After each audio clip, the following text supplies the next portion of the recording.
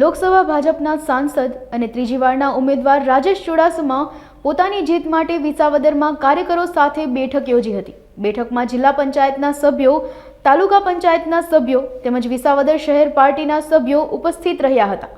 ઉમેદવાર તેમજ જિલ્લા સંગઠનના હોદ્દેદારો દ્વારા ચૂંટણીની કામગીરીમાં જોડાઈ જવા અને જંગી લીડથી જીતાડવાની અપીલ કરી હતી। આજે વિસાવદર તાલુકા અને શહેરના મંડળના સૌ આગેવાનો અને કાર્યકર્તાઓ સાથે શુભેચ્છા મુલાકાત માટે આવ્યો હતો।